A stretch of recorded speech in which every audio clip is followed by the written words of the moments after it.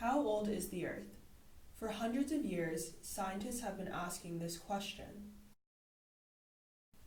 Before people discovered radioactive dating, Lord Kelvin used cooling rates and concluded that the Earth was 25 million years old.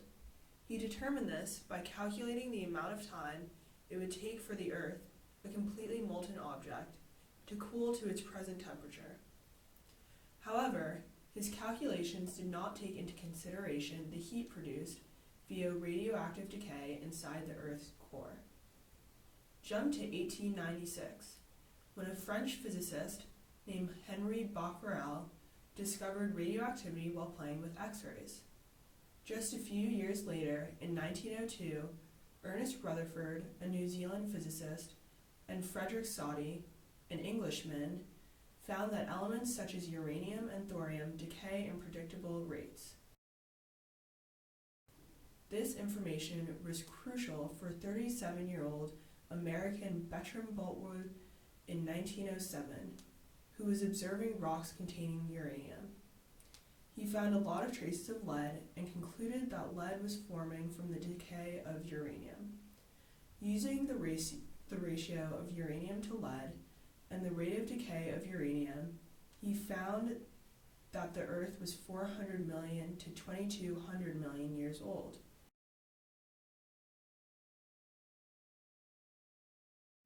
In 1956, Clara Patterson used a refined version of uranium dating to determine that the Earth is 4.5 billion years old, which is the accepted number today. Radioactive dating is a technique used to determine the ages of living and non-living materials from the decay of their radioactive elements. Radioactive dating is commonly done by first identifying the radioisotope of a sample and then by determining the age of the sample by its radioisotope half-life. Radioisotopes, chemical elements that have an unstable nucleus and emit radiation during their decay to a stable form, all have a calculated half-life. The half-life of a radioisotope is determined by how long it takes the parent atoms to decay to stable daughter atoms. It is important to remember that half-life is the amount of time it takes half a sample of radioisotopes to decay, not the amount of time it takes each individual isotope to decay into its daughter isotope. This assumption that half of a sample will decay after one half-life is made possible by the law of large numbers. The law of large numbers states that a sample size grows its mean will get closer and closer to the average of the whole population. Radioisotopes will continue to decay until the number of parent radioisotopes become infinitesimal or incredibly small.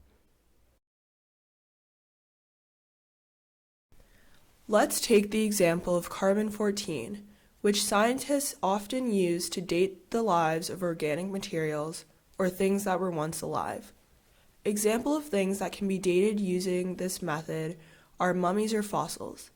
Carbon-14 forms when cosmic rays hit nitrogen atoms in the atmosphere. So how does carbon-14 actually get into our bodies or other living things?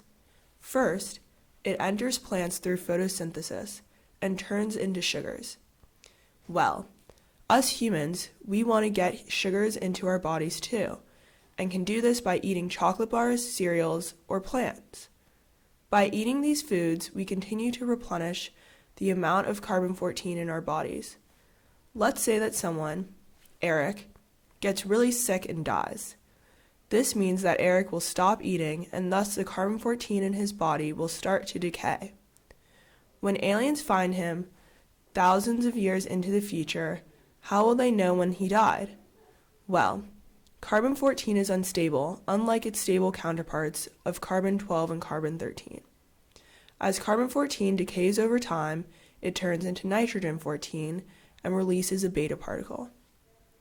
Knowing this, the aliens can take him into a lab under sensors that measure how many beta particles are being emitted per gram of Eric's body. Let's say that from 1 gram of Eric, 15 beta particles are released every minute since his death. Since the half-life of carbon-14 is 5,730 years, In 5,730 years, the rate of beta particle emission will be 7.5 particles per minute and will keep decreasing. By looking at the rate of decay, we could figure out how long ago Eric died. Radioactive decay is unaffected by temperature and chemical conditions, which gives it multiple advantages. The major advantages of radioactive dating are the ability to date an object without destroying it, having multiple techniques within radioactive dating to choose from, and the ability to accurately determine the age of objects that are over hundreds of thousands of billions of years old. However, as isotopes such as carbon-14 decay, radioactive dating becomes less and less accurate because scientists have to rely on a greater number of particles from a given sample to determine the age of a substance, or an isotope will decay to a point where it cannot be measured at all. As a result, the major disadvantages of radioactive dating are samples must be taken from several different areas of an object to ensure maximum accuracy. The whole method relies on the shaky principle that the isotope has remained in the object since its creation, and all steps of the process have to be completed 100% accurate or the process will have to be repeated. In addition to the ages of the Earth, Moon, and meteorites, radiometric dating has been used to determine the ages of fossils, glaciers, ages of mineral deposits, changes in climate, recurrent rates of earthquakes and volcanic eruptions, and the history of Earth's magnetic field. Today, the usage of radiometric dating has expanded from Bertram-Borden-Boltwood's dating of the Earth. In 2013, British researchers were able to confirm the appearance of a red crucifix, or a supernova, that flew across Britain's sky in 774 AD. Using radiometric dating, they found that there was an increase in carbon-14 in tree rings around the year 774 AD. This phenomena can be explained by high levels of radiation that supernovas, or red crucifixes, produce. Scientists' ability to date using radiometric dating is at danger. Carbon-based fossil fuels, such as coal and oil, cause the ratio of radioactive carbon to non-radioactive carbon to be skewed. This hurts the accuracy of carbon dating. At current rates of fossil fuel emission, in 2050, a piece of new clothing would have the same ratio of radioactive carbon to non-radioactive carbon as clothing worn by William the Conqueror 1,000 years earlier.